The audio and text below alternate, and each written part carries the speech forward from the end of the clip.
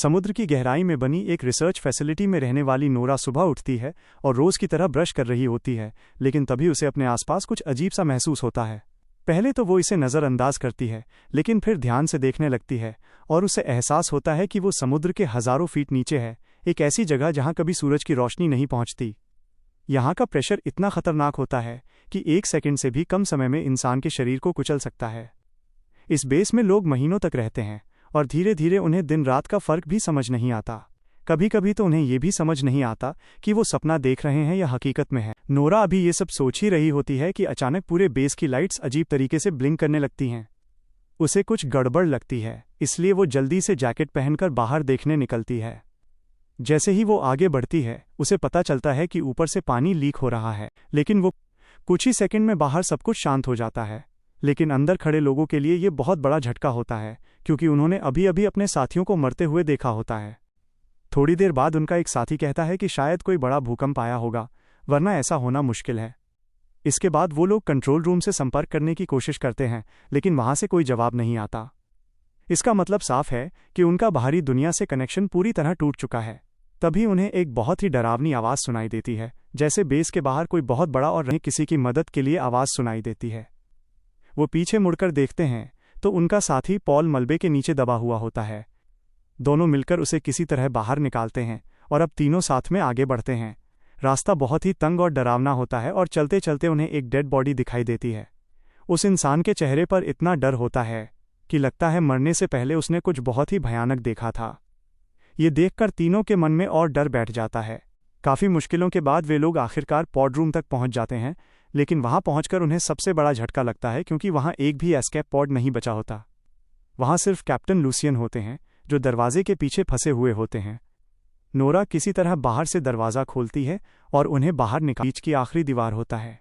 सब लोग जल्दी जल्दी तैयार होने लगते हैं, क्योंकि हर सेकंड उनके लिए बहुत कीमती है। लेकिन जैसे ही वे लोग पानी के अंदर कदम रखते हैं, तभी एक बहुत ही खौफनाक हादसा होता है।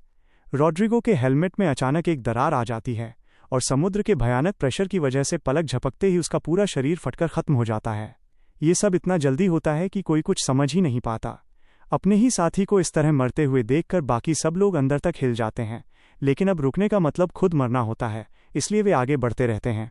समुद्र के अंदर चारों तरफ सिर्फ अंधेरा होता है, इतना गहरा कि ऐसा लगता है जैसे वे अंतरिक्ष में चल रहे हों, लेकिन उससे भी ज़्यादा डरावना। हर कदम बहुत संभल कर रखना पड़ता है, क्योंकि ज़रा सी गलती जान ले सकती है। किसी तरह वे लोग कार्गो लिफ्ट तक पहुंचते हैं और उसके अंदर, क्योंकि यह किसी भी समय पूरी तरह फट सकता है। इसके बाद लिफ्ट उन्हें और भी गहराई में ले जाने लगती है और तभी उन्हें एक एस्केप पॉड से मदद का सिग्नल मिलता है।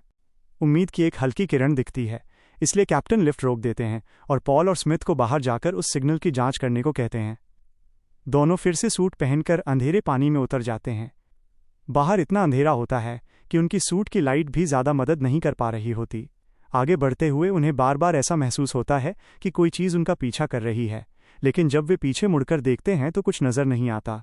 किसी तरह वे उस स्पॉट तक पहुंचते हैं, लेकिन वहां पहुंचकर उन्हें कुछ अजीब दिखाई देता है। पूरी जगह एक चिपचिपे अनजान पदार्थ से ढकी हुई होती है। वे पॉट के अंदर देखते हैं, लेकिन वहां कोई नहीं होता। फिर आसपास खोजते हुए उन्हें केबल्स में फंसा हुआ एक डेड बॉडी मिलता है। ये देखकर वे और भी डर जाते हैं। कैप्टन उन्हें तुरंत वापस आने के लिए कहते हैं, लेकिन तभी उनकी नज़र उस डेड बॉडी पर जाती है और लेकिन जैसे जैसे लिफ्ट नीचे जा रही होती है, बाहर से कोई बहुत बड़ा जीव उसे जोर जोर से धक्का देने लगता है। अब सब लोग चुप हो जाते हैं, क्योंकि उन्हें समझ आ जाता है कि बाहर कुछ बहुत बड़ा और खतरनाक है। पॉल उस छोटे क्रिएचर की तरफ देखता है और उसके दिमाग में एक खौफनाक ख्याल आता है, क्या बाहर उसका माँ है? कुछ ही पलों बाद कैप्टन लिफ्ट की छत के कांच पर टॉर्च की रोशनी डालते हैं और तभी अचानक एक बहुत बड़ा डरावना क्रिएचर कांच पर हमला करता है। उसका आकार और शक्ल देखकर सबकी हालत खराब हो जाती है, क्योंकि वो किसी इंसानी कल्पना से भी ज़्यादा भयानक होता है। इससे पहले कि वे कुछ कर पाते, अचानक बेस के ऊपर जोरदार धमाका होता है। रोशनी इतनी तेज होती है कि ऐसा लगता है जैसे समुद्र के अंदर अचानक सूरज निकल आया हो। इस धमाके की वजह से लिफ्ट के केबल्स टूट जाते हैं और लिफ्ट तेजी से नीचे गिरने लगती है। सब लोग तुरंत अपने हेलमेट्स पहन लेते हैं और आखिरी पल में लिफ्ट के ज़मीन से टकराने से पहले बाहर कूद जाते हैं। लेकिन खतरा अभी खत्म नहीं हुआ होता। ऊपर से मलबा गिरने लगता है और चारों तरफ अंधेरा छा जाता है। किसी तरह वे लोग भागते हुए ड्रिलिंग चैम्बर के दरवाजे तक पहुंचते हैं, लेकिन वहां का दरवाजे लोग अंदर घुस जाते हैं और थोड़ा राहत महसूस करते हैं, लेकिन ऊपर से आती अजीब आवाज़ें उन्हें चैन से बैठने नहीं देती। कैप्टन उन्हें समझाते हैं कि शायद ये ऊपर गिरते मलबे की आवाज़ है, लेकिन उनके चेहरे से साफ दिखता है कि वो खुद भी पूरी तरह श्योर नहीं हैं। अब वे लोग उस संकरे चैम्बर में आगे बढ़ने लगते हैं, जहां रास्ता और भी मुश्किल होता जा रहा होता है। कुछ दूर जाने के बाद उन्हें पता चलता है कि आगे का रास्ता पूरी तरह बंद है। अब उनके पास कोई सीधा रास्ता नहीं बचता। तब नोरा हिम्मत करके कहती है कि वो पानी के अंदर से दूसरी तरफ जाने की कोशिश करेगी। वो अपना हेलमेट ठीक करती है और बिना ज़्यादा सोचे पानी में कूद जाती है। कुछ सेकंड के लिए सबकी सांसें थम जाती हैं, लेकिन थोड़ी देर बाद वो दूसरी तरफ पहुंच जाती है और बाकी लोगों को भी आने का इशारा करती है। एक एक करके सभी लोग उस तरफ पहुंच जाते हैं, लेकिन सबसे आखिर में पॉल बच जाता है। तभी उसे महसूस होता है कि उसके पीछे कोई है। वो मुड़कर देखने की कोशिश करता है, लेकिन उसे कुछ साफ नजर नहीं आता। बाकी लोग उसे आवाज़ देते हैं और उसकी केबल पकड़कर खींचने लगते हैं।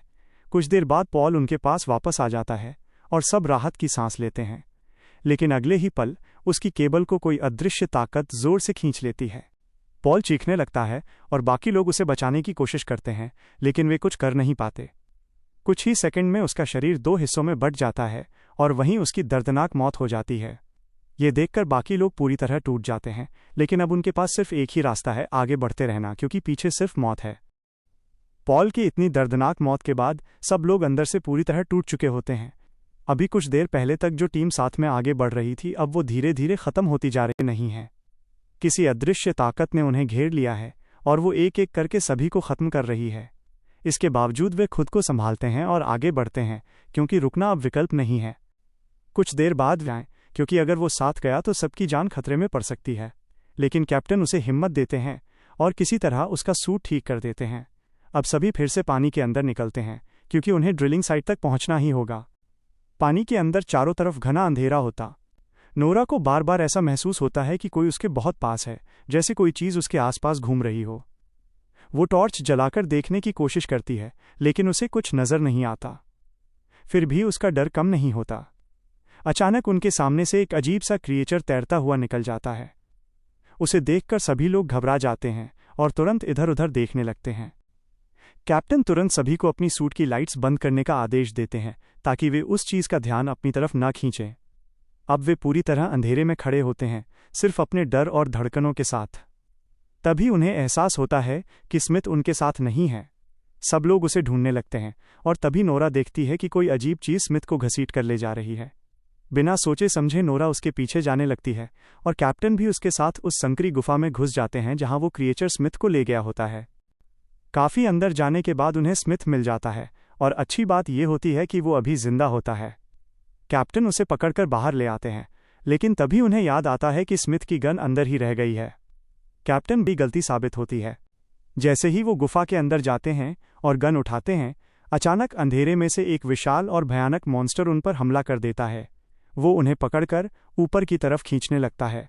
इस खींचातानी में केबल नोरा से जुड़ी होती है, जिसकी वजह से नोरा भी उनके साथ ऊपर की तरफ खींचने लगती है। दोनों पानी के अंदर संघर्ष करते हुए एक बड़े प्लेटफॉर्म तक पहुंच जाते हैं। वो अपना मुंह खोलकर नोरा पर हमला करने की कोशिश करता है। उसी समय कैप्टन अपनी नाइफ निकालते हैं और उस मॉन्स्टर पर वार करते हैं। इससे वो क्रिएचर और ज़्यादा उग्र हो जाता है और दोनों को तेजी से ऊपर खींचने लगता है। कैप्टन समझ जाते हैं कि अगर वे इसी तरह ऊपर जाते रहे तो पानी के प्रेशर की वजह से उनका सूट फट जाएगा और वे मर जाएंगे। इसलिए वे नोरा से कहते हैं कि केबल काट दो, लेकिन नोरा ऐसा करने के लिए तैयार नहीं होती। वो कैप्टन को बचाना चाहती है, लेकिन कैप्टन जानते हैं कि अगर नोरा ने केबल नहीं काटी तो दोनों मर जाएंगे। इसलिए वे खुद ही अपनी नाइफ से केबल काट देते हैं और खुद को अलग कर लेते हैं। जैसे ही केबल कटती है, अगले ही पल एक भयानक धमाका होता है और कैप्टन उस विस्फोट में ख़त्म हो जाते हैं। उनका शरीर और सूट पानी में बिखर जाता है। ये सब नोरा के सामने होता है और वो कुछ भी नहीं कर पाती। उस धमाके की ताकत से नोरा नीचे समुद्र की तलहटी में जा गिरती है, जहां बेस का एक टूटा हुआ हिस्सा पड़ा होता है। वो किसी तरह उस जगह के अंदर जाती है, लेकिन अब वो मानसिक रूप से पूरी तरह टूट चुकी होती है। उसने अपने इतने साथियों को खो दिया है और अब उसे ये भी नहीं पता कि एमिली और स्मिथ जिंदा हैं या नहीं। वो बार बार रेडियो से उन्हें संपर्क करने की कोशिश करती है, लेकिन कोई जवाब नहीं मिलता। वो पूरी तरह अकेली महसूस करने लगती है। लेकिन कुछ देर बाद उसे एमिली की आवाज़ सुनाई देती है। ये सुनकर उसे थोड़ी उम्मीद मिलती है। वो तुरंत आसपास देखती है और दूर अंधेरे में उसे एमिली के सूट की हल्की रोशनी दिखाई देती है। वो तुरंत उसकी तरफ बढ़ती है और वहां पहुंचकर देखती है कि एमिली स्मिथ को खींचते हुए ले जा रही है, क्योंकि वो अभी भी बहुत ज़्यादा घायल होता है। नोरा एमिली को शांत करती है और अब तीनों फिर से एक साथ आगे बढ़ने लगते हैं।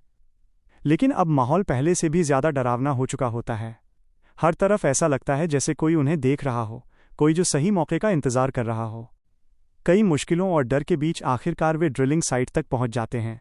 अब पूरा माहौल केओस में बदल जाता है और तभी कुछ ऐसा होता है जो सब कुछ बदल देता है। जिस प्लेटफॉर्म पर ये सारे क्रीचर्स थे वो अचानक उठने लगता है और धीरे धीरे अंधेरे में गायब हो जाता है। नोरा कंफ्यूज हो जाती है।